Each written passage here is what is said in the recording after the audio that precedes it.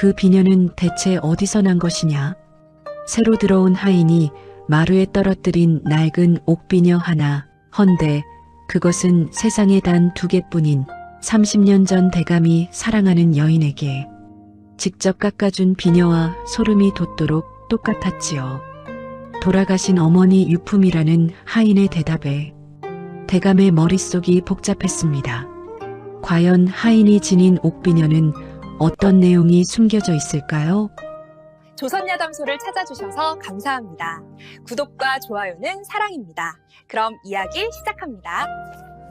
옛날 옛적 충청도 공주고을의 돌부처라 불리는 만석군 서진수 대감이 살았습니다. 30년 넘게 고을의 큰 어른으로 군림하면서도 웃는 모습을 본 이가 없으니 사람들은 그의 마음에 피도 눈물도 없다 수군거렸습니다. 허나 세상에 까닭 없는 냉정함이란 없는 법이니 이 이야기는 바로 그 차가운 벽 뒤에 숨겨진 30년 묵은 눈물에서 시작됩니다. 부인, 보고 싶구려. 새벽녘 사랑방에 홀로 앉은 서대감의 입에서 누군가를 그리워하는 목소리가 신라처럼 흘러나왔답니다. 온 집안이 고요한 인시 무렵이라. 그 한마디는 먹물 냄새 가득한 사랑방 안을 가만히 맴돌았고 서대감은 서안 깊숙한 서랍을 열어 헝겊에 싼 무엇인가를 조심스레 꺼내 들었지요. 헝겊을 벗기자 희미한 등잔불 아래 드러난 것은 옥빛이 은은하게 감도는 비녀 하나였습니다. 세월의 흔적이 묻어 광택은 바랬으나 비녀의 곡선과 문양만큼은 여전히 기품이 서려 있었고 머리 부분에 새겨진 매화 한 송이가 등잔불을 받아 아른거렸답니다. 진수는 그 비녀를 손바닥 위에 올려놓고 한동안 말없이 내려다보았고 투박한 손마디가 비녀의 곡선을 천천히 쓰다듬을 때마다 30년 전의 기억이 물밀듯이 밀려들었으나 서대감은 이내 고개를 세차게 저으며 비녀를 다시 헝겊으로 감쌌지요. 바로 그때였습니다. 사랑방 마루에서 사각거리는 발소리가 들려왔고 그의 손이 번개처럼 서랍을 닫았습니다. 아버님, 기침하셨사옵니까? 문 밖에서 들려온 목소리는 양자 서치문이었지요. 서대감은 아무 일 없었다는 듯 서안 위에 펼쳐둔 장부를 집어들고 나지막이 대답했답니다. 들어오거라. 문이 열리고 치문이 허리를 굽히며 들어서자 사랑방 안에는 먹물 냄새와 함께 찬 새벽 공기가 밀려들었습니다. 치문은 준수한 이목구비의 단정한 도포 차림이었으나 눈매 깊은 곳에 서린 날카로운 빛은 새벽 어스름 속에서도 감추기 어려웠지요. 이른 시각부터 장부를 보고 계셨사옵니까? 치문의 목소리는 공손하기 그지없었으나 서대감은 대답 대신 장부의 한 귀퉁이를 손가락으로 짚었답니다. 곡간 출납이 맞지 않는다. 다시 살펴보거라. 예, 살피겠사옵니다. 양자 치문이 고개를 숙이고 물러나갔으나 사랑방 문이 닫히는 순간 치문이 입가에는 알 수 없는 미소가 스치고 지나간 것을 서대감은 보지 못하였지요. 동력 하늘이 붉게 물들기 시작하였고 새벽 이슬을 머금은 대감댁의 기와지붕 너머로 참새떼가 요란하게 지저귀는 소리가 들려왔습니다. 서대감이 돌부처라 불리게 된 것은 30년도 더 전의 일입니다. 젊은 시절의 서대감은 지금의 모습과는 사뭇 달랐으니 학문의 뜻을 두면서도 마음이 따뜻하여 가난한 이웃의 사정을 외면하지 못하는 성품이었지요. 그런 서대감의 곁에는 정은이라는 여인이 있었는데 가난한 선비의 딸로 태어나 비단 한 자락 변변히 걸쳐본 적 없었으나 맑은 눈매와 따뜻한 미소만으로도 온 방안을 환하게 밝히는 여인이었습니다. 서대감은 그녀를 미치도록 사랑하였고 문중의 거센 반대를 무릅쓰고 혼례까지 올렸답니다. 그때 서대감이 직접 옥도를 깎아 만든 비녀가 바로 2개였으니 하나는 정은의 쪽진 머리에 꽂아주고 하나는 자신이 품에 간직하며 영원히 곁을 지키겠노라 맹세하였던 것입니다. 비녀 머리에 새긴 매화 한 송이와 자루 안쪽에 새겨진 진이란 한 글자는 세상 어디에도 없는 오직 두 사람만의 표식이었지요. 하지만 그 맹세는 채 1년을 넘기지 못하였으니 문중 어른들의 압박은 나날이 거세졌고 가산을 물려받으려면 천한 여인을 내쫓으라는 최후 통첩이 날아들었습니다. 서대감은 사흘밤을 뜬 눈으로 지새우며 번민하였으나 끝내 야망 앞에 무릎을 꿇고 말았답니다. 정은이 쫓겨나던 날은 한방눈이 펑펑 쏟아지던 한겨울이었는데 서대감은 차마 대문 밖을 나서지 못하고 방 안에 숨어 있었지요. 그것이 30년 전의 일이었고 그 뒤로 서대감은 웃는 법을 잊었습니다. 사람들이 돌부처라 부르는 그 무표정한 얼굴은 사실 죄책감으로 쌓아 올린 성벽이었으니 벽이 높을수록 속에 감춘 회한은 깊어만 갔답니다. 세월이 흘러 문중의 뜻에 따라 새 장가를 들었으나 슬하에 자식을 얻지 못하였고 후처마저 병으로 세상을 떠난 뒤로는 조카 치문을 양자로 들여 후사를 잇게 하였지요. 치문은 겉으로는 효심이 깊고 살림의 밝은 양자였으나 대감댁의 오래된 종들은 그의 속내를 곱지 않은 눈으로 바라보고 있었습니다. 그 중에서도 가장 눈이 밝았던 이는 만복어멈이라 불리는 늙은 종이었는데 40년을 이 댁에서 일하며 대감의 젊은 시절부터 지켜본 만복어멈은 30년 전 정은이 쫓겨나던 그날 밤 한방눈 속에서 대문을 향해 연신 고개를 돌리던 정은의 뒷모습을 끝까지 지켜본 유일한 사람이었지요. 만복어멈은 그날의 기억을 가슴 깊이 묻어두었으나 가끔 빨래를 널다가 문득 하늘을 올려다보며 혼잣말을 중얼거리곤 하였답니다. 마님 잘 계시는지요? 가을이 깊어가던 어느 날이었습니다. 대감댁에 새 종이 들어온다는 소식이 전해졌지요. 곡간일과 안채 심부름을 맡길 여종을 구한다는 방이 나간 지 보름 만에 공주고을 장터에서 자리를 얻지 못해 떠돌던 젊은 여인 하나가 대감댁의 문을 두드린 것입니다. 만복어멈이 행랑채에서 빨래를 걷다가 대문 쪽을 바라보았는데 남루한 옷차림의 젊은 여인이 고개를 숙인 채 앞마당으로 들어서는 모습이 눈에 들어왔습니다. 26쯤 되어 보이는 그 여인은 긴장한 기색이 역력하여 하얗게 질린 얼굴에 입술을 꾹 다물고 있었으나 고개를 들어 주위를 살피는 순간 만복어멈의 가슴이 철렁 내려앉았답니다. 여인의 눈매가 30년 전 이 댁의 안주인이었던 정은마님의 눈매와 어딘지 모르게 닮아 있었기 때문이었지요. 만복어멈은 빨랫감을 움켜쥔 채 한동안 그 자리에 서 있었고 완전히 똑같지는 않았으나 맑고 깊은 눈, 살짝 올라간 눈꼬리, 그리고 긴장한 와중에도 주위를 배려하듯 조심스러운 눈길이 어찌나 정은마님을 빼닮았는지 만복어멈은 자신도 모르게 빨래 광주리를 놓칠 뻔하였습니다. 내 착각이겠지. 세상에 눈매 비슷한 사람이 어디 한둘이겠는가. 만복어멈은 애써 마음을 다잡았으나 여인이 앞마당을 가로질러 행랑채 쪽으로 걸어가는 뒷모습에서 눈을 떼지 못하였지요. 새 여종의 이름은 은양이었습니다. 키가 크지도 작지도 않은 보통 체구에 까무잡잡한 얼굴이 고된 살림을 짐작하게 하였으나 어딘지 모를 단아한 기품이 남루한 옷차림 사이로 배어나오는 것이 범상치 않았답니다. 은양은 행수영감의 안내를 받아 대청마루 앞에 무릎을 꿇고 서대감에게 첫 인사를 올렸습니다. 은양이라 하옵니다. 오늘부터 곡간일과 안채 심부름을 맡게 되었사옵니다. 또박또박 끊어 말하는 목소리가 살짝 떨리고 있었으나 눈빛만큼은 흔들리지 않았지요. 서대감은 서안 위의 장부에서 눈을 떼지 않은 채 턱짓으로 물러가라는 뜻을 보일 뿐이었고 새로 들어온 종에게 관심을 줄 까닭이 없었으니 그것이 은양에게 보인 첫 반응의 전부였답니다.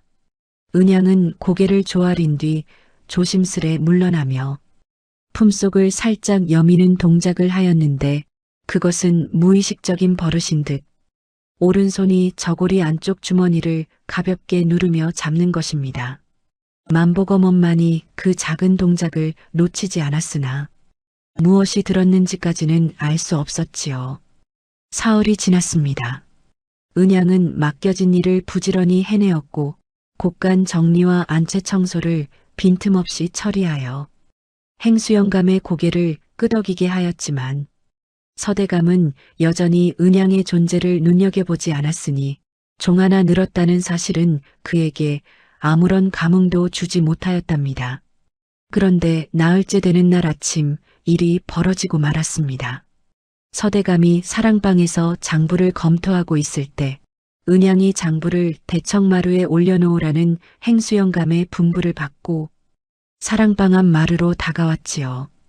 두꺼운 장부 뭉치를 양손으로 조심스레 안고 마루에 오르는 은양의 발걸음은 조심스러웠으나 마루턱에 걸린 치맛자락에 중심을 잃는 바람에 몸이 앞으로 기울었답니다. 장부를 놓칠세라 두 팔에 힘을 주는 순간 저고리 안쪽 주머니에서 무엇인가가 미끄러져 나와 마룻바닥 위로 또르르 굴러갔습니다.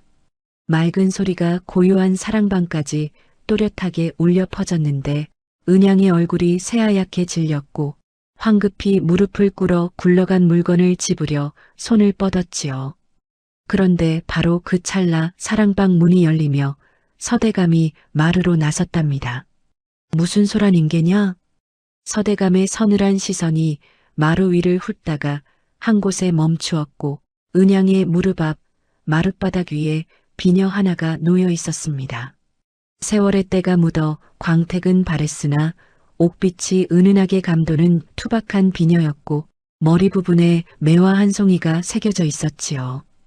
그의 심장이 멎는 것 같았습니다.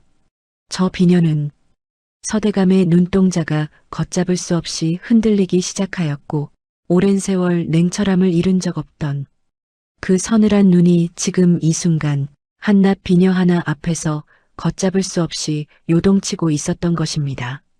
자신이 직접 옥도를 깎아 만들었던 그 비녀와 소름이 돋도록 똑같은 문양, 똑같은 곡선, 똑같은 매화 한 송이가 아침 햇살을 받아 아른거리고 있었지요. 그는 자신도 모르게 손을 뻗었고 비녀 안쪽에 새겨져 있을 진자를 눈으로 확인해야만 하였습니다.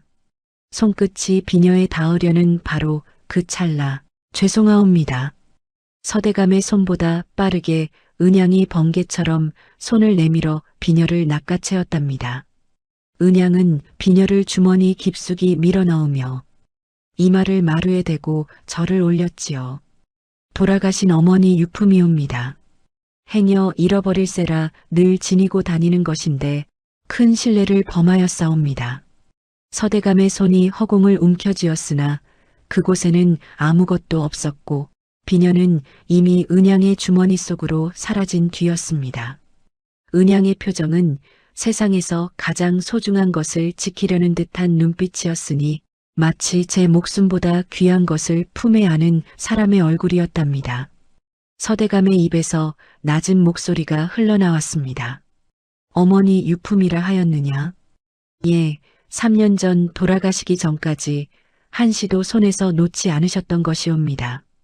어머니께서 남기신 것이라 저 또한 부적처럼 지니고 다니옵니다.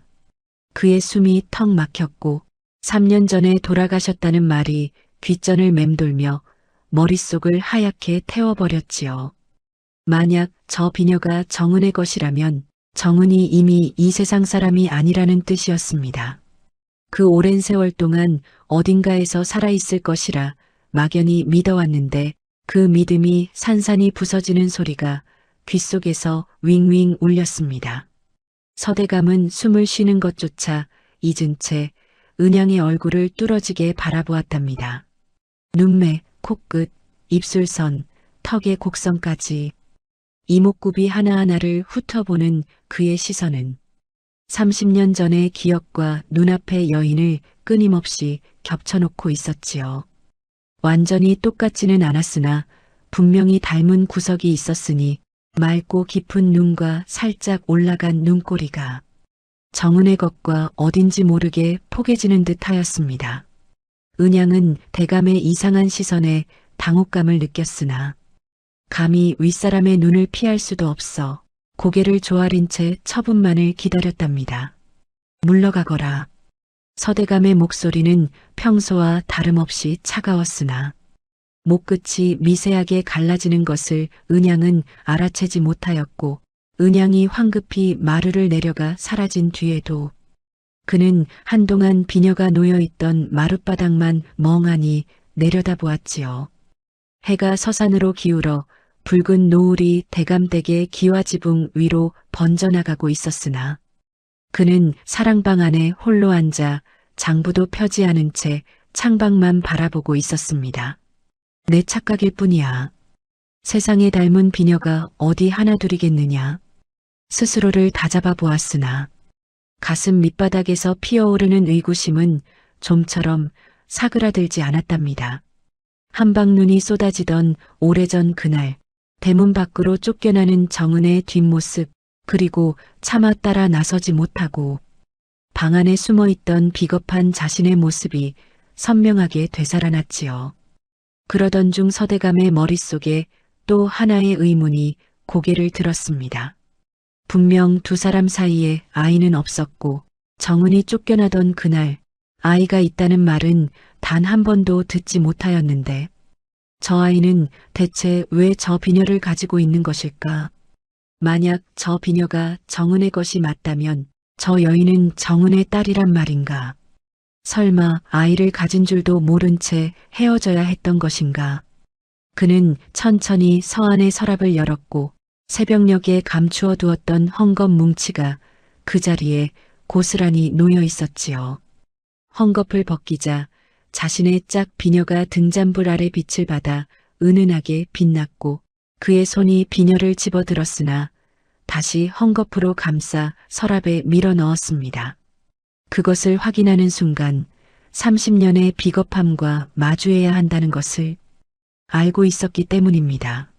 창밖의 노을이 점점 짙어졌고 먹물처럼 번지는 어둠 속에서 서대감은 고개를 숙인 채 오래도록 움직이지 않았답니다. 그리고 그의 머릿속에는 마루 위에서 비녀를 낚아채던 은양의 손과 돌아가신 어머니 유품이라던 그 떨리면서도 또렷한 그 아이의 목소리가 아른거리며 좀처럼 지워지지 않고 있었지요. 보름이 지났습니다. 은양은 대감댁의 일상에 물 흐르듯 스며들었으니 새벽녘 닭이 울기도 전에 일어나 곳간 문을 열고 쌀독과 장독의 상태를 살피는 것으로 하루를 시작하였답니다. 행수영감이 시키지 않아도 마당을 쓸고 안채의 이부자리를 정돈하였으며 허드렛 일이 있으면 소리 없이 거들어 마무리하곤 하였지요. 대감댁의 종들은 처음에는 낯선 여종을 경계하였으나 보름이 채 지나기도 전에 하나둘 마음을 풀기 시작하였으니 은양의 부지런함과 묵묵한 성품이 말보다 먼저 사람의 마음을 움직인 것이었습니다. 그러나 서대감만은 달랐습니다.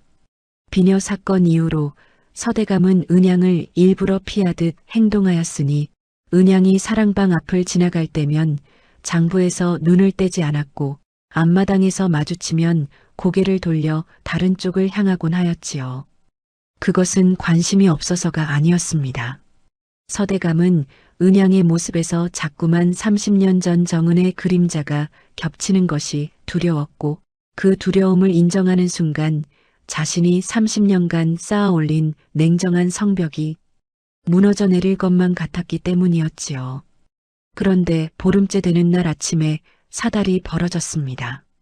은양이 행수영감의 분부를 받아 장터에서 소금 2가마니를 받아오는 길이었는데 대감댁으로 이어지는 샛길 어귀에서 한 노파가 쓰러져 있는 것을 발견하였지요.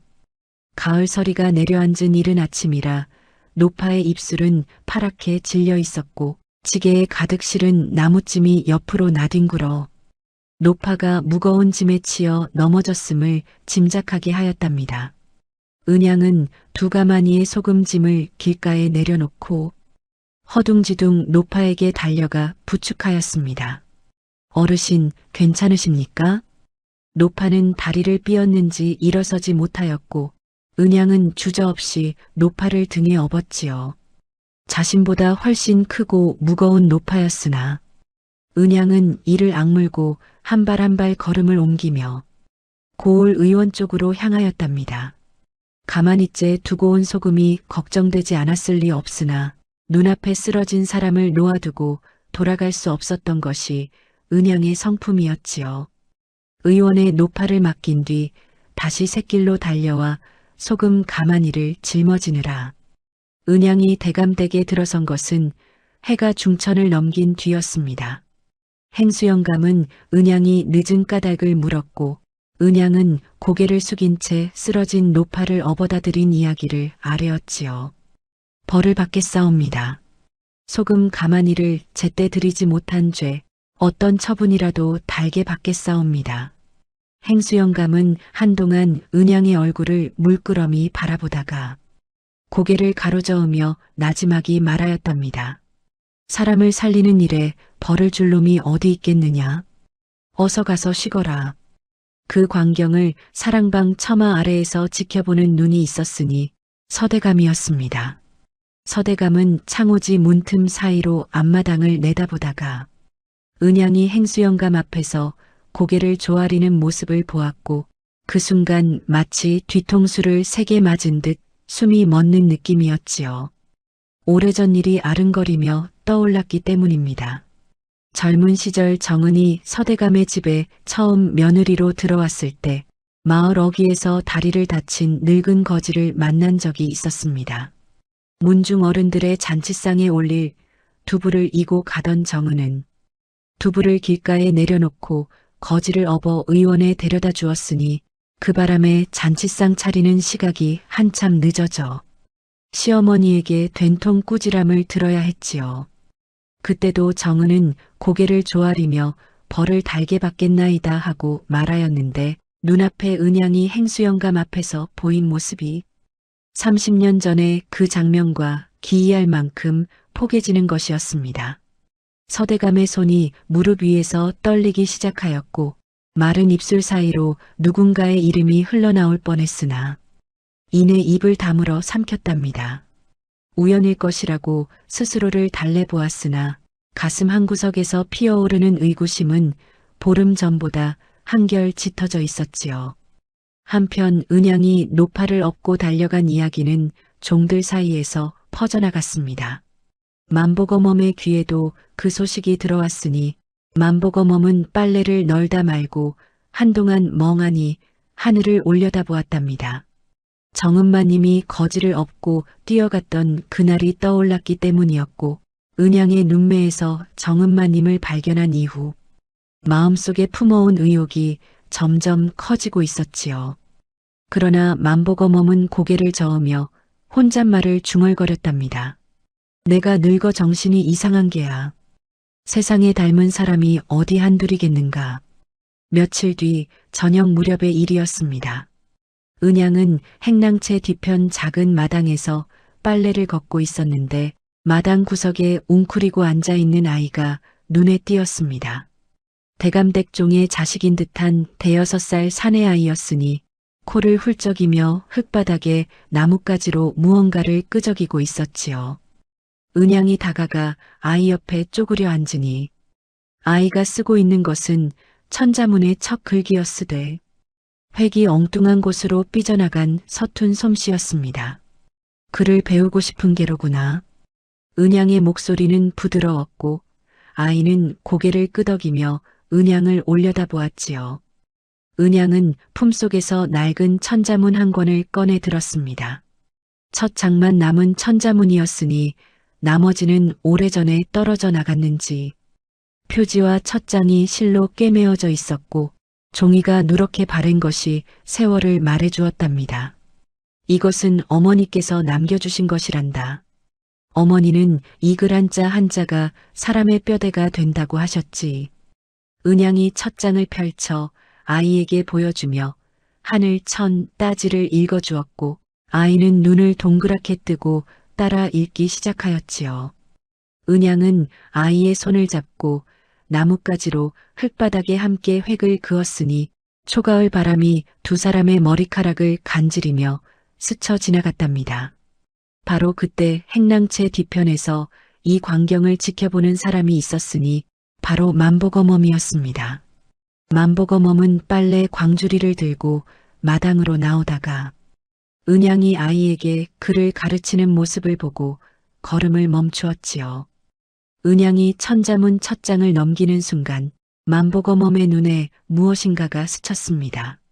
천자문 뒷면에 붉은 먹으로 찍힌 작은 도장 하나가 살짝 보였는데 만보거멈은 멀리서 그것을 보고 미간을 찡그렸답니다.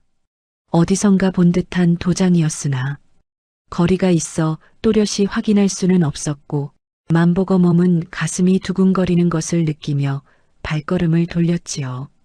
저 도장이 어디서 본 것인데? 혼잣말을 중얼거리며 행랑채로 돌아가는 만보거멈의 발걸음은 평소와 달리 느리고 무거웠답니다. 또한 은양이 천자문을 펼칠 때 품속 주머니가 벌어지면서 서찰로 보이는 접힌 종이의 한 귀퉁이가 삐죽 고개를 내밀었는데 만보거멈의 밝은 눈은 그것까지 놓치지 않았지요. 한문으로 빼곡히 적힌 글씨가 보였으나 은양이 재빨리 주머니를 여미는 바람에 내용을 읽을 수는 없었고 그날 밤 만보거멈은 행랑채 다락방에서 잠을 이루지 못하였습니다. 등잔불을 끄고 누웠으나 눈을 감으면 오래전 한방눈 속에서 대문 밖으로 걸어가던 정은마님의 뒷모습이 캄캄한 천장 위에 선명하게 떠올랐고 그 옆으로 오늘 낮에 아이에게 글을 가르치던 은양의 얼굴이 나란히 겹쳐지는 것이었지요. 마님, 혹시 그 아이가 마님의? 만보거멈은 혼잣말을 삼키며 고개를 저었으나 가슴속에서 솟아오르는 직감은 좀처럼 잠재울 수가 없었답니다. 정은마님이 쫓겨나시던 그날 밤의 기억이 되살아났으니 한방눈을 맞으며 대문을 나서던 정은마님은 마지막으로 고개를 돌려 만보거멈에게 눈인사를 보냈었고 그때 정은마님의 손이 배 위를 감싸 안듯 여미는 동작을 하였는데 그 당시에는 추위 때문이려니 넘겼던 것이 지금에 와서는 전혀 다른 뜻으로 읽히기 시작한 것이었지요. 만보거멈은 이부자리 위에서 뒤척이다 결국 벌떡 일어나 앉았고 창밖의 달빛이 다락방을 희미하게 비추는 가운데 한참을 벽만 바라보며 생각에 잠겼답니다. 이튿날 아침 서대감은 사랑방에서 장부를 펼쳐놓고 있었으나 눈은 장부 위의 글자를 따라가지 못하고 있었습니다. 어젯밤에도 서한 서랍 속에 짝 비녀를 꺼내어 한참을 들여다보다 다시 넣기를 3번이나 되풀이하였으니 마음이 바람에 흔들리는 갈대처럼 이리 쏠렸다 저리 쏠리는 것이었지요. 은양의 행동 하나하나가 정은의 모습과 겹쳐질 때마다 서대감의 가슴 속에서는 두 가지 마음이 부딪혔습니다. 혹시 저 아이가 정은의 딸이라면 어떻게 해야 하는가 하는 간절함과 확인하는 순간 30년간 감춰온 비겁함을 낱낱이 마주해야 한다는 두려움이 서로 밀치며 엉겨붙어 한 발짝도 앞으로 나아가지 못하게 하였답니다. 서대감이 이렇듯 번민하고 있을 때 사랑방 밖에서 양자치문의 목소리가 들려왔습니다. 아버님, 곡간 장부를 가져왔사옵니다. 들어오거라. 치문이 장부를 서한 위에 올려놓으며 정중히 허리를 굽혔으나 이내 말을 이었지요. 아버님, 한 가지 여쭐 말씀이 있사옵니다. 요사이 아버님께서 새로 들어온 여종에게 유독 관심을 두시는 듯하여 혹시나 종들 사이에 쓸데없는 수군거림이 돌까 염려스럽사옵니다. 서대감의 눈이 차갑게 빛났답니다. 무슨 뜻으로 하는 소리냐? 다른 뜻은 없사옵니다. 다만 대감댁의 체면을 헤아린 것이옵니다. 치문의 목소리는 여전히 공손하였으나 서대감은 양자의 말 속에 숨겨진 날카로운 쐐기를 느끼지 못한 것은 아니었지요. 그러나 서대감은 냉정하게 한마디만 내뱉었습니다. 쓸데없는 말은 삼가하거라. 치문이 물러간 뒤 사랑방에는 다시 정막이 내려앉았으나 서대감의 미간에 깊이 패인 주름 사이로 불안의 그림자가 어리는 것은 어찌할 도리가 없었답니다. 치문은 사랑방을 나서며 걸음을 멈추고 앞마당 건너편에서 빨래를 널고 있는 은양의 뒷모습을 한참 들여다보았습니다. 대감이 은양에게 보이는 미묘한 관심, 비녀 사건 이후로 달라진 대감의 기색, 그리고 종들 사이에 돌기 시작한 은양의 눈매가 누구를 닮았다는 수군거림까지 치문의 머릿속에서 이 모든 것이 하나의 불길한 그림으로 맞추어지고 있었지요. 만약 저 여종이 오래전 쫓겨난 여인의 핏줄이라면 양자인 자신의 자리는 순식간에 바람 앞에 등불이 되는 것이었습니다. 치문의 입가에서 미소가 사라졌고 그 자리에 서늘한 결기가 어렸답니다. 그날 밤 치문은 자신의 방에 홀로 앉아 촛불 아래에서 장부를 펼쳐놓았습니다. 치문이 대감댁의 곡간 살림을 맡은 지 4년째였으니 그동안 틈틈이 곡간의 쌀과 잡곡을 빼돌려 장터의 중간 상인에게 몰래 넘기며 사복을 채워온 것이 적지 않았지요. 장부의 숫자를 이리저리 맞춰놓으면 서대감이 꼼꼼히 들여다보아도 쉬이 들통나지 않도록 교묘하게 꾸며왔으나 보름 전 서대감이 곡간 출납이 맞지 않는다고 지적한 이후로 치문의 등줄기에는 식은땀이 흐르기 시작하였답니다.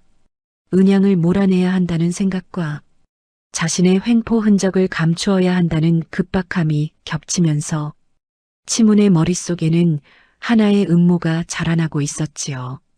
그로부터 사흘 뒤의 일이었습니다. 가을비가 추적추적 내리는 축축한 아침, 대감댁의 앞마당에 급박한 외침이 울려 퍼졌지요. 곡간이 털렸습니다. 행수영감의 다급한 목소리에 종들이 우르르 앞마당으로 몰려들었고 서대감 또한 사랑방에서 걸음을 재촉하며 나왔답니다. 곡간 문이 활짝 열려 있었으니 안에 가득 쌓여 있어야 할 쌀가마니가 비어 있었고 잡곡을 담은 항아리 2개도 자리가 비었지요. 행수영감이 종들을 불러 세운 뒤 엄한 목소리로 말하였습니다. 간밤에 곡간 근처에 얼쩡거린 자가 있느냐. 종들은 서로의 얼굴을 바라보며 고개를 가로저었고 아무도 선뜻 입을 열지 못하였답니다. 바로 그때 치문이 나직한 목소리로 입을 열었지요. 행수영감, 한 가지 확인해 볼 것이 있소. 곡간 열쇠는 누가 맡고 있었소? 행수영감이 대답하였습니다. 곡간 열쇠는 제가 직접 관리하옵니다만 곡간 출입은 낮 시간에 도령님의 허락을 받아서 하옵고 밤에는 제 방 서랍에 넣어두옵니다. 치문은 고개를 끄덕이며 말하였지요. 그렇다면 열쇠를 꺼내 확인해 보시오. 행수영감이 자신의 방으로 가서 서랍을 열었더니 열쇠가 제자리에 있었습니다. 이상하옵니다. 열쇠는 그대로인데 어찌 곡간이 열린 것이옵니까? 치문이 팔짱을 끼며 종들을 둘러보다가 마치 불현듯 무엇이 떠오른 듯한 표정을 지으며 말하였답니다. 혹시 여벌 열쇠가 있는 것은 아니오? 곡간 자물쇠를 바꾼 지 오래되었으니 이전 열쇠가 남아있을 수도 있을 터. 모든 종들의 방을 살피는 것이 순서 아니겠소. 서대감은 치문의 말을 잠자코 듣고 있다가 나지막이 고개를 끄덕였습니다. 살펴보거라. 행수영감이 종들의 방을 하나씩 살피기 시작하였고 3번째로 들어간 곳이 은양이가 머무는 방이었습니다. 좁디 좁은 행랑방 안에는 낡은 이부자리와 보따리 하나가 전부였는데 행수영감이 보따리를 풀자 그 안에서 쇠로 된 열쇠 하나가 또르르 굴러 떨어졌지요. 행수영감의 눈이 커졌고 은양의 얼굴이 하얗게 질렸습니다. 이것은 제 것이 아니옵니다. 은양의 외침에 종들의 시선이 일제히 쏠렸으나 치문이 한 발 앞으로 나서며 침착한 목소리로 말하였답니다. 우선 그 열쇠가 곡간 자물쇠에 맞는지부터 확인해 보시오. 행수영감이 열쇠를 가지고 곳간으로 걸어가 자물쇠에 끼우자 열쇠는 아무런 저항 없이 딸깍 돌아갔습니다. 종들 사이에서 웅성거림이 터져 나왔고 은양은 그 자리에 선 채 온몸이 굳어버린 듯 움직이지 못하였지요. 아버님, 이것뿐이 아니옵니다. 치문이 서안 위에 장부 한 권을 펼쳐놓으며 말하였습니다. 곡간 출납 장부를 다시 살펴보았더니 은양이 곡간 심부름을 맡은 이후로 쌀과 잡곡의 수량이 맞지 않사옵니다.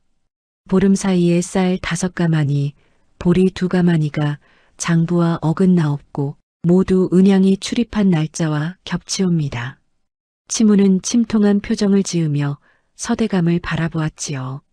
아버님, 저도 새로 들어온 종을 의심하고 싶지 않았사옵니다. 하오나 열쇠가 은양의 방에서 나왔고 장부가 이러하니 이를 그냥 넘기면 대감댁의 기강이 무너질까 두렵사옵니다. 서대감은 장부의 숫자를 한참 들여다보았고 그의 시선이 은양에게로 향하였습니다. 은양은 마당에 무릎을 꿇은 채 부들부들 떨고 있었으니 빗물이 머리 위로 쏟아져 내려 온몸을 적시고 있었으나 그보다 더 차가운 것은 사방에서 쏟아지는 의심의 눈초리였지요. 은양아. 서대감의 목소리가 앞마당을 가로질렀습니다. 곡간 열쇠가 내 보따리에서 나왔다. 할 말이 있느냐? 대감마님, 저는 그 열쇠를 본 적이 없사옵니다. 보따리에 어떻게 들어갔는지 알 수 없사옵니다. 저는 곡간에 들어갈 때 행수영감의 허락을 받았고 한 톨의 곡식도 빼돌린 적이 없사옵니다. 은양의 목소리는 떨리고 있었으나 눈빛만큼은 흔들리지 않았답니다. 치문이 한숨을 내쉬듯 말하였지요. 억울하다면 증거를 대거라. 열쇠가 내 방에서 나왔고 장부가 이러한데 어찌 입으로만 아니라 할 수 있겠느냐. 종들 사이에서 수군거림이 더 커졌고 은양을 동정하던 몇몇 종들마저 고개를 돌리기 시작하였습니다. 불과 보름 전까지 은양의 부지런함을 칭찬하던 목소리들이 이제는 아무렴 처음부터 수상하더라니 하는 쪽으로 돌아서고 있었으니 사람의 마음이 돌아서는 것은 가을바람보다 빠른 법이었지요. 서대감은 오랫동안 침묵하였습니다. 장부의 숫자를 들여다보는 그의 눈에 무엇인가가 스쳤으나 주위의 시선이 있는 곳에서 섣불리 입을 열 수 없었지요. 비녀 사건 이후로 은양에게 품어온 미묘한 감정이 이 순간 판단을 더욱 어렵게 만들었고 만약 은양을 감싸면 종들이 대감의 공정함을 의심할 것이요. 그렇다고 벌을 내리면 혹시 모를 진실을 영영 묻어버리는 것이 될 수도 있었답니다. 서대감의 입에서 무거운 한마디가 떨어졌습니다. 매 열대를 치거라. 은양은 고개를 들어 서대감의 얼굴을 올려다보았지요. 서대감의 표정은 여전히 돌부처처럼 굳어 있었으나 은양의 눈에는 대감의 턱 근육이 미세하게 떨리는 것이 보였답니다. 그러나 은양은 아무 말 없이 다시 고개를 숙였고 분부를 받들겠사옵니다 하고 담담하게 대답하였지요. 행수영감이 회초리를 들고 나섰으나 손끝이 떨리는 것이 역력하였습니다. 보름 사이에 은양의 성품을 눈으로 확인한 터라. 차마 내려치기가 어려웠으나 대감의 분부를 거스를 도리는 없었지요. 첫 번째 매가 내려쳤고 은양의 어깨가 움찔하였으나 비명은 새어나오지 않았습니다. 두 번째, 세 번째 매가 이어질 때마다 빗물과 뒤섞인 흙이 은양의 무릎 아래로 질퍽하게 번졌고 이를 악문 은양의 입술 사이로 가느다란 신음만이 흘러나왔답니다. 다섯 번째 매가 내려치려는 바로 그 순간이었습니다. 행랑채 쪽에서 울음이 섞인 목소리가 터져나왔지요. 그만 멈추시오. 종들의 고개가 일제히 돌아갔고 만보거멈이 빗속을 뚫고 앞마당으로 달려나오고 있었습니다. 40년을 이 댁에서 일한 늙은 종의 걸음이라고는 믿기 어려울 만큼 다급하고 절박한 발걸음이었으며 만보거멈의 두 눈에서는 빗물인지 눈물인지 분간할 수 없는 것이 주름진 볼을 타고 쉴 새 없이 흘러내리고 있었지요. 서대감이 고개를 돌렸습니다. 만보검엄 무슨 짓인 게냐? 대감마님, 이 늙은 것이 죽을 죄를 짓는 줄 아옵니다. 하오나 저 아이에게 매를 치는 꼴을 차마 눈뜨고 보고만 있을 수가 없사옵니다. 만보검엄의 목소리는 떨리고 있었으나 눈빛만큼은 단호하였답니다. 기나긴 세월 동안 입 다물고 살아온 이 늙은 종이 더는 눈 감고 있을 수 없는 까닭이 있사옵니다. 종들 사이에 술렁거림이 퍼졌고 치문의 얼굴에서 처음으로 당혹스러운 빛이 스쳤지요. 서대감은 만보검엄을 뚫어지게 바라보았으니 만보검엄의 입에서 어떤 말이 나올지 예감하는 듯 그의 손이 무릎 위에서 가늘게 떨리고 있었습니다. 대감어른, 만보검엄이 서대감 앞에 무릎을 꿇으며 말을 이었지요. 저 아이의 눈을 보시옵소서. 마님이 이 댁을 떠나시던 그날 밤 한방눈 속에서 대문을 돌아보시던 마님의 눈과 저 아이의 눈이 어찌 그리도 닮았는지 이 늙은 것은 처음 저 아이를 보는 날부터 밤잠을 이루지 못하고 있사옵니다. 만보검엄이 마님이라는 한마디를 꺼낸 순간 서대감의 얼굴에서 핏기가 싹 빠져나갔습니다. 치무는 입술을 깨물며 만보검엄을 노려보았으나 만보검엄은 아랑곳하지 않고 말을 이어갔지요. 그뿐이 아니옵니다. 며칠 전 저 아이가 아이에게 글을 가르치며 천자문을 펼치는 것을 보았는데 그 천자문 뒷면에 찍힌 도장이 어디서 본 듯하여 밤새 잠을 이루지 못하였사옵니다. 저 도장은 이 댁의 것이 아닌지요. 서대감의 숨이 턱 막혔고 앞마당에 내리는 가을비 소리만이 정막을 채우고 있었습니다.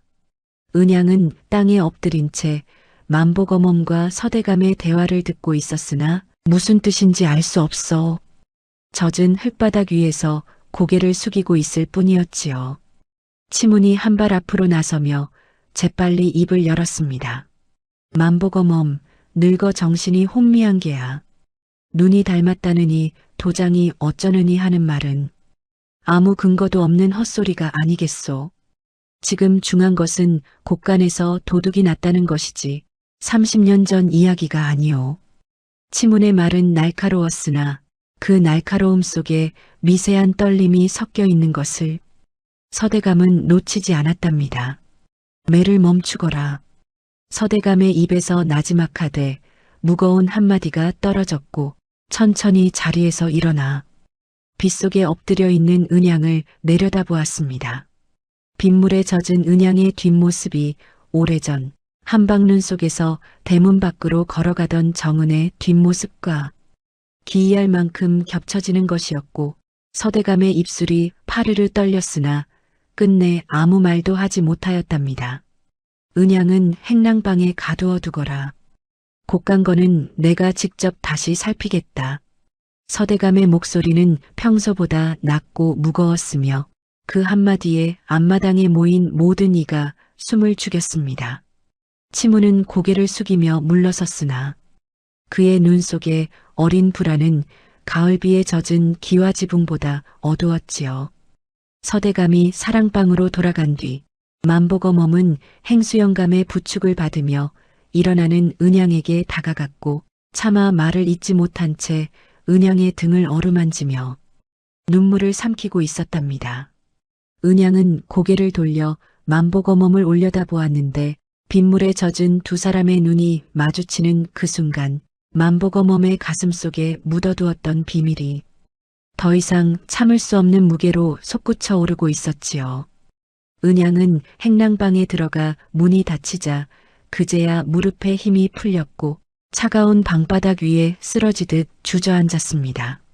매를 맞은 종아리가 화끈거려 고통스러웠으나 그보다 더 은양의 가슴을 짓누르는 것은 억울함이었지요.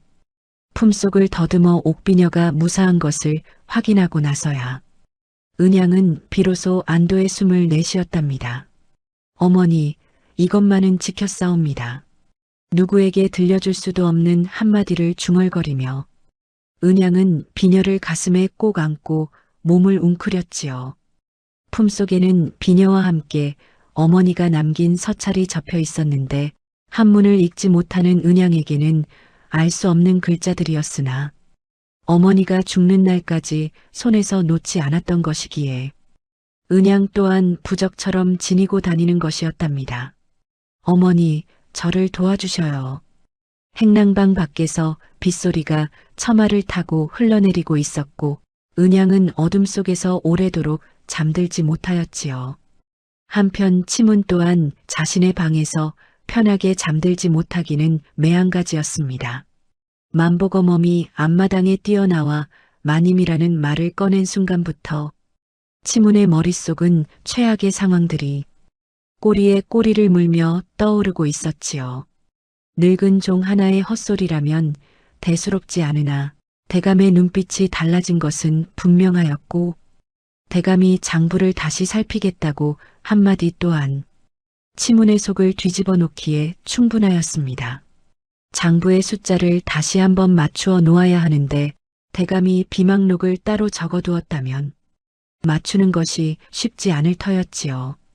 치문은 촛불 아래에서 손톱을 물어뜯으며 생각에 잠겼고 은양을 이 댁에서 하루빨리 내보내지 못하면 자신의 자리뿐 아니라 그간 쌓아온 모든 것이 무너질 수도 있다는 위기감이 가슴을 죄어오고 있었답니다. 밤이 깊어지고 비가 그친 뒤 서대감은 사랑방에 홀로 앉아 촛불 아래에서 장부를 다시 펼쳤습니다. 치문이 가져온 장부와 자신이 평소에 따로 적어두었던 비망록을 나란히 놓고 숫자를 하나하나 대조하기 시작하였는데 서대감의 미간이 점점 좁아지더니 이윽고 깊은 한숨을 내쉬었지요. 치문의 장부와 자신의 비망록 사이에 맞지 않는 숫자가 한두 곳이 아니었기 때문이었습니다. 은양이 들어오기 전부터 이미 곳간의 출납이 어긋나고 있었다는 것을 서대감은 어렴풋이 알아차리기 시작하였으나 그것을 확신으로 바꾸기에는 아직 증거가 모자랐답니다. 서대감은 장부를 덮고 서한 서랍을 열어 짝 비녀를 꺼내 들었지요. 등잔불 아래에서 매와 문양이 아른거렸고 그의 시선은 비녀 자루 안쪽에 새겨진 작은 글자 위에 멈추었습니다. 30년을 마주하지 못한 진실이 이제 코앞까지 다가와 있었으나 서대감은 여전히 마지막 한 걸음을 내딛지 못하고 있었답니다. 촛불이 꺼져가는 사랑방 안에서 서대감은 비녀를 손에 쥔 채 눈을 감았고 그의 입술 사이로 정은이라는 이름이 떨리는 숨결과 함께 새어나왔지요. 부인, 그때 아이가 있었던 게요? 그 한마디는 빈 사랑방 안을 맴돌며 마당을 적시는 가을밤의 이슬보다 서늘하고 무거웠답니다.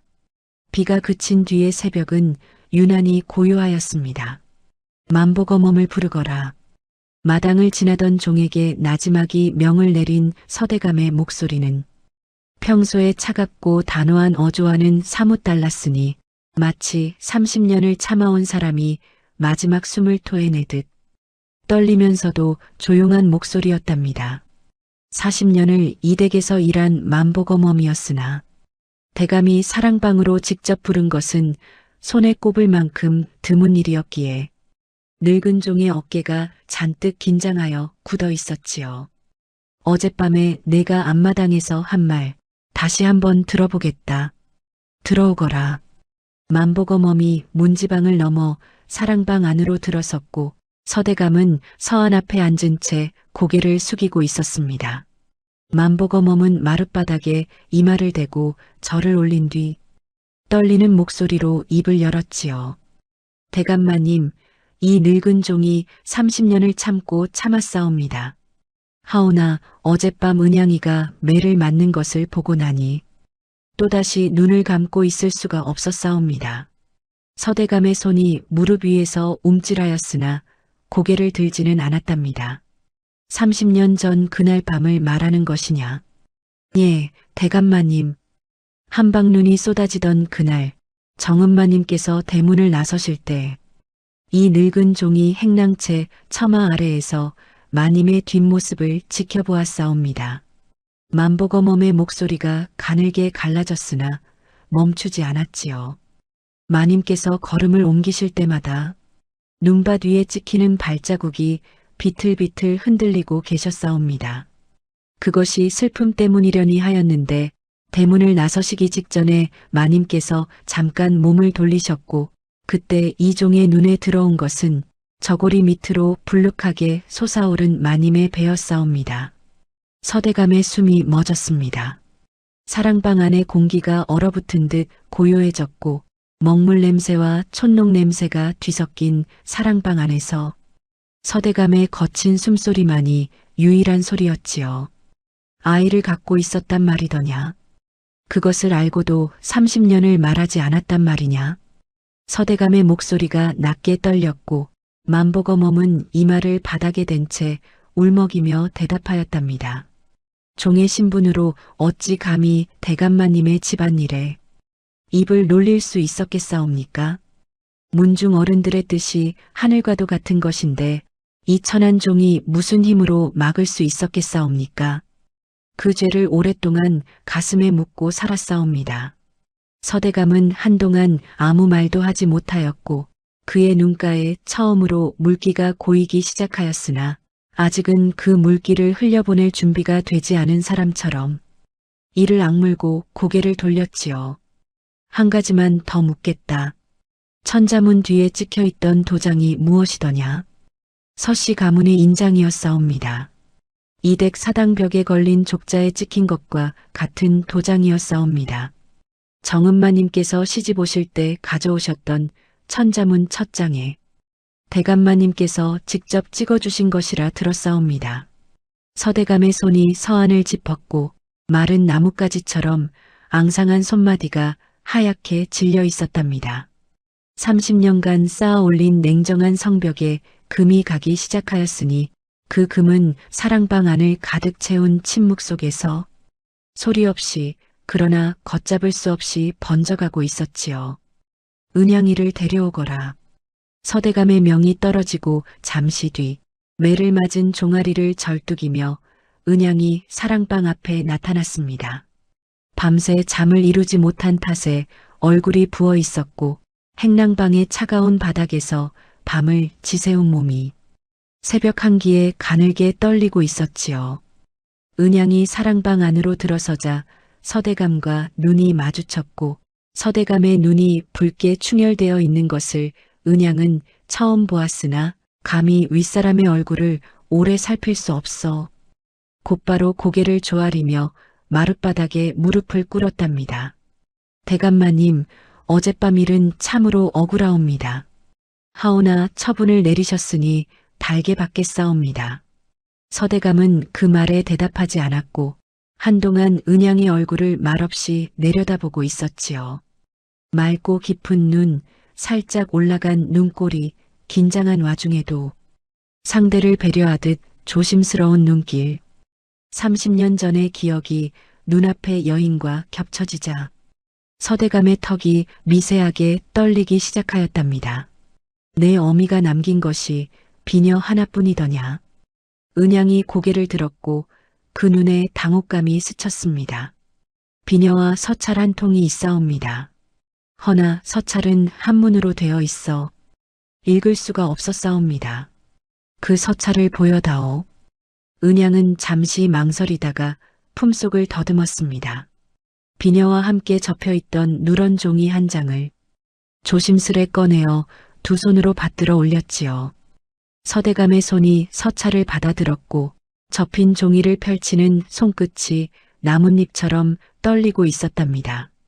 서찰을 펼치는 순간 서대감의 눈동자가 멈추었습니다.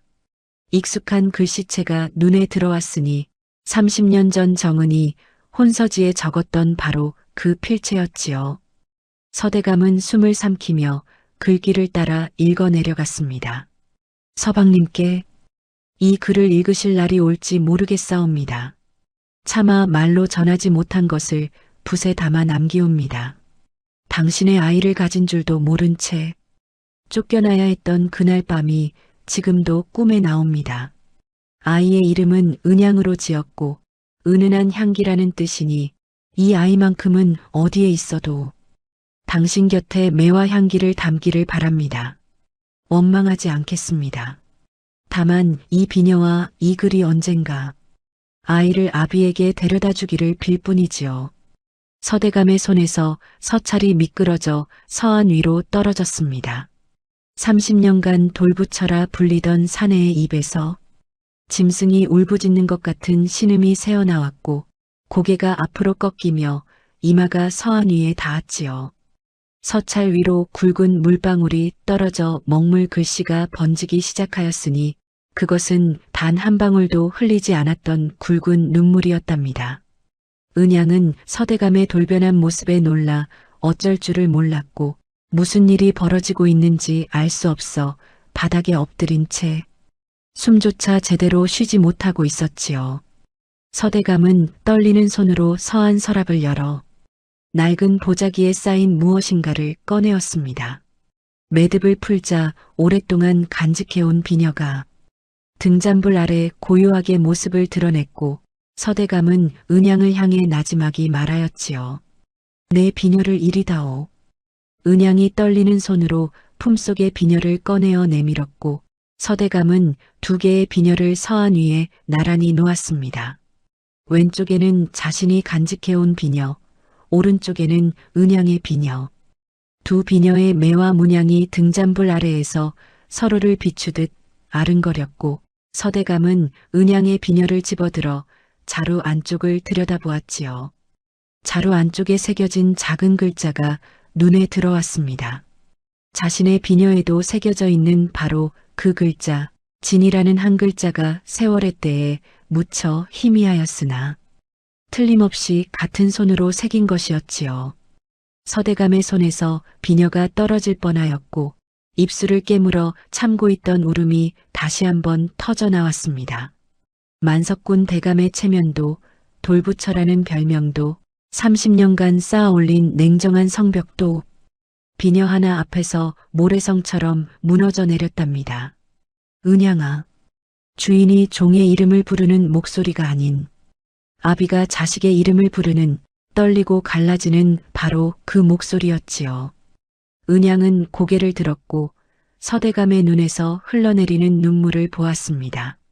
돌부처가 울고 있었으니 은양은 세상이 뒤집힌 듯한 혼란 속에서도 자신도 모르게 가슴이 뜨거워지는 것을 느꼈답니다. 대감마님, 무슨 일이시옵니까? 서대감이 입을 열려는 바로 그때 사랑방 문이 거칠게 열리며 치문이 뛰어들었습니다.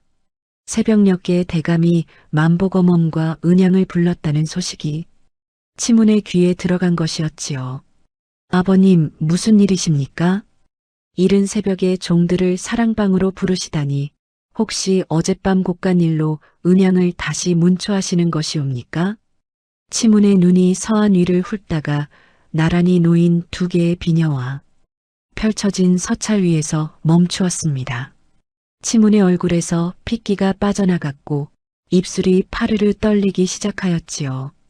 서대감은 천천히 고개를 들어 치문을 바라보았고 눈물 자국이 선명한 서대감의 얼굴은 치문이 한 번도 본 적 없는 표정이었으니 그 눈빛 속에는 슬픔과 분노와 후회가 뒤엉겨 형체를 알아보기 어려울 만큼 복잡하게 일렁이고 있었답니다. 치문아, 곳간의 장부를 가져오너라.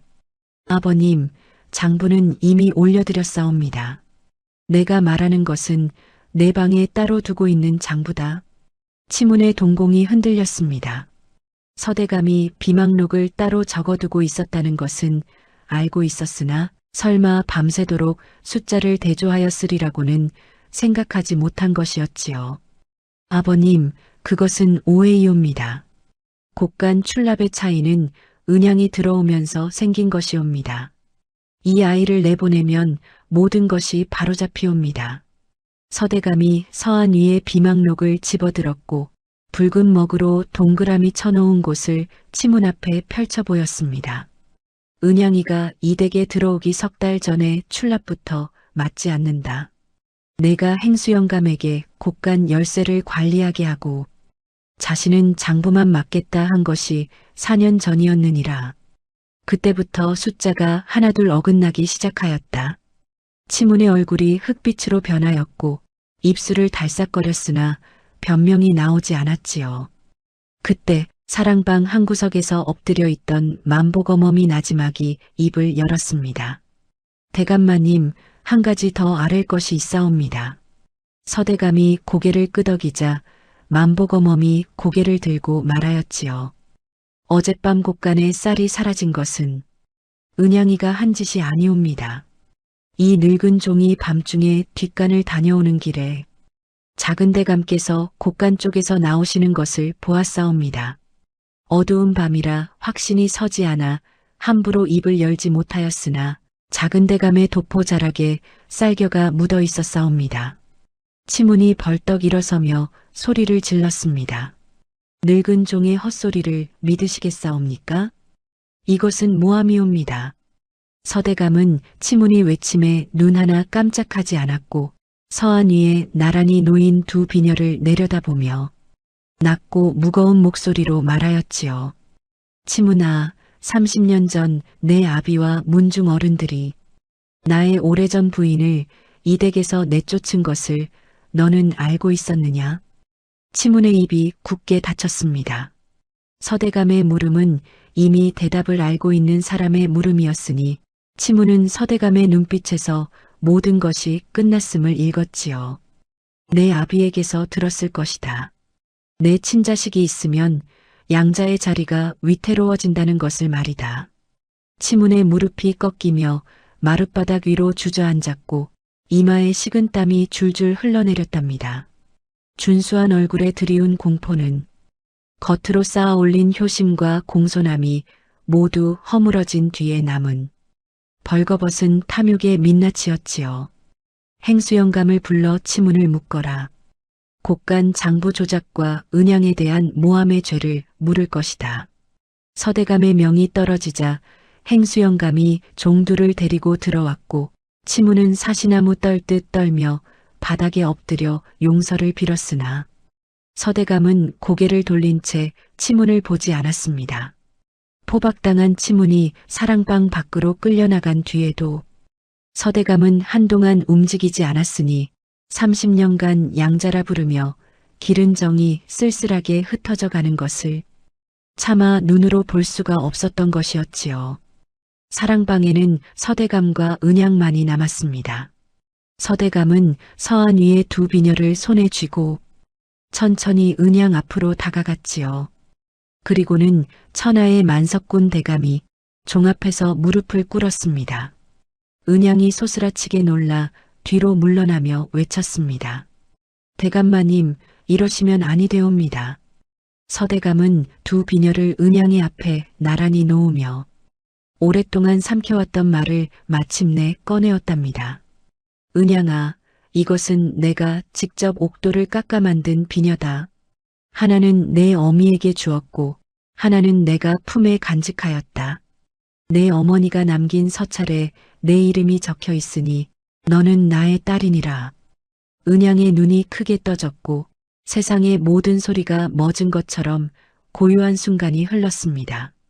돌아가신 어머니가 평생을 부적처럼 품고 살았던 비녀, 읽을 수 없어 가슴에만 품었던 서찰, 그 모든 것의 뜻이 한꺼번에 밀려들자 은양의 눈에서 눈물이 쏟아지기 시작하였지요. 어머니가 돌아가시기 전에 말씀하셨사옵니다.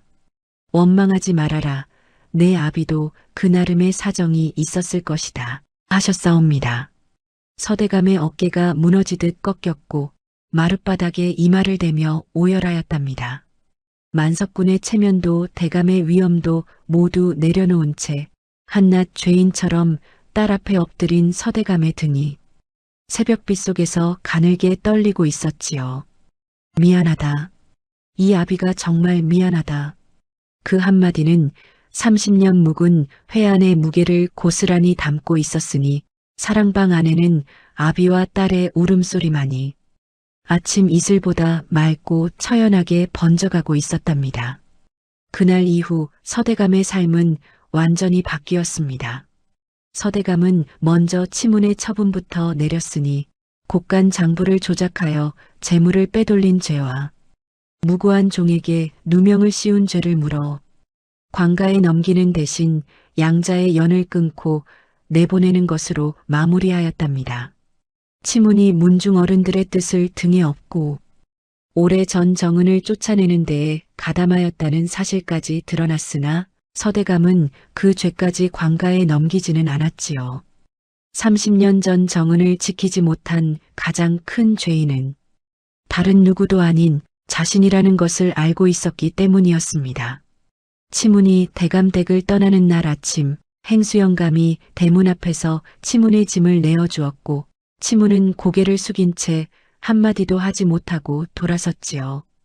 행수영감은 치문의 뒷모습을 지켜보다가 나지막이 한숨을 내쉬었으니 사년을 모시며 깎듯이 예를 갖추었던 작은 대감이 아침 이슬에 젖은 길 위를 외롭게 걸어가는 모습이 아무리 죄를 지은 사람이라 하여도 한편으로는 쓸쓸하게 느껴졌기 때문이었답니다.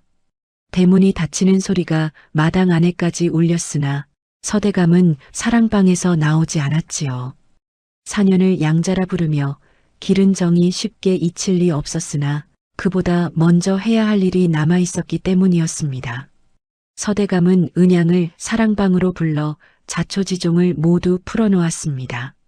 문중의 압박에 못 이겨 은양의 어미를 쫓아낸 일, 아이가 있는 줄도 모른 채 대문 안에 숨어 있었던 비겁한 밤, 그 뒤로 평생을 돌부처라 불리며 살아온 회한의 나날을 하나도 빠짐없이 그리고 아무것도 감추지 않고 말하였지요.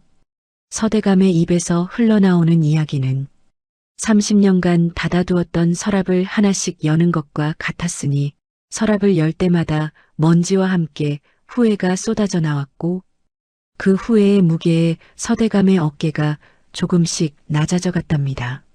내 어머니가 이 댁을 떠나던 그날 나는 방 안에 숨어 있었다. 대문 밖에서 발자국 소리가 멀어지는 것을 들으면서도 문 하나를 열지 못하였다. 그것이 이 아비의 죄다. 은양은 아비의 이야기를 듣는 내내 고개를 숙이고 있었고 눈물이 턱끝에서 떨어져 치마 위에 얼룩을 만들었답니다. 어머니가 평생 원망 한마디 하지 않았던 까닭을 이제야 어렴풋이 알 수 있을 것 같았지요. 어머니는 어린 은양을 안고 장터에서 떡을 팔던 날에도 겨울밤 얇은 이불 한 채로 은양을 품에 안고 밤을 지새우던 날에도 단 한 번도 아비를 나쁜 사람이라 말한 적이 없었습니다. 서찰에 담긴 그 마지막 글귀가 바로 용서의 증거였으니 어머니는 이미 오래전부터 용서하고 있었던 것이었지요. 서대감은 천자문 첫 장을 가져오게 하였고 은양이 어린 고아들에게 글을 가르칠 때 쓰던 그 천자문이었는데 뒷면에 찍힌 붉은 도장을 서대감이 들여다보자 서씨 가문의 인장이 또렷하게 남아 있었지요. 정은이 시집올 때 가져왔던 천자문에 서대감이 직접 찍어준 것이었으니 비녀와 서찰과 인장 세 가지가 모두 하나의 진실을 가리키고 있었답니다.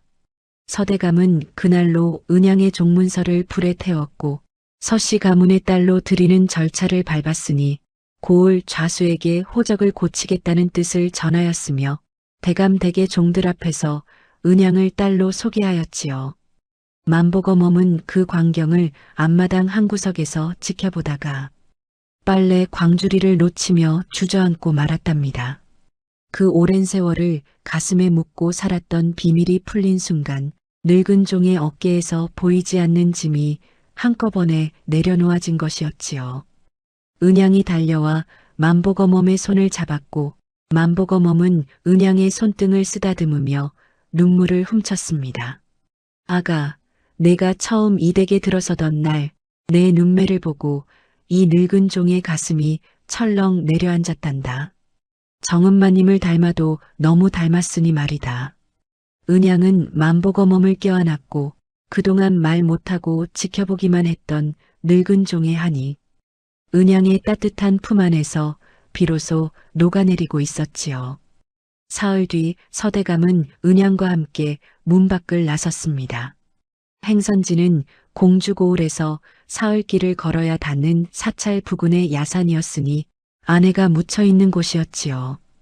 은양이 3년 전 어머니를 떠나보낸 곳이 바로 그 산기슭이었고 서대감은 그곳을 찾아가기 위해 은양의 손을 잡고 길을 나선 것이었답니다. 행수영감이 보따리에 싸준 주먹밥을 나누어 먹으며 길을 걸었고 밤에는 주막에서 하룻밤을 묵기도 하였지요. 사흘 동안 서대감은 말이 많지 않았으나 은양이 앞서 가다가 뒤를 돌아볼 때마다 서대감은 반드시 고개를 끄덕여 걱정 말라는 뜻을 보내곤 하였답니다. 평생을 돌부처라 불리며 감정을 드러내지 않던 사람이 말 한마디 없이도 딸에게 마음을 전하는 법을 이 늦은 나이에 배우고 있었던 것이었지요. 사흘째 되는 날 해가 뉘엿뉘엿 기울 무렵 야산의 양지 바른 곳에 작은 봉분 하나가 잡초에 반쯤 묻혀 있었습니다. 상석도 비석도 없는 초라한 무덤이었으나 봉분 곁에 심어진 느티나무 한 그루가 가지를 넓게 펼쳐 무덤 위를 감싸듯 그늘을 들이우고 있었지요. 은양이 말하였습니다. 어머니께서 이 나무 아래에서 쉬고 싶다 하셨사옵니다. 서대감은 느티나무 아래에 무릎을 꿇었고 품에서 2개의 비녀를 꺼내어 봉분 앞에 나란히 놓았습니다. 30년 만에 다시 한 쌍이 된 비녀가 가을 햇살을 받아 고요하게 빛나고 있었지요.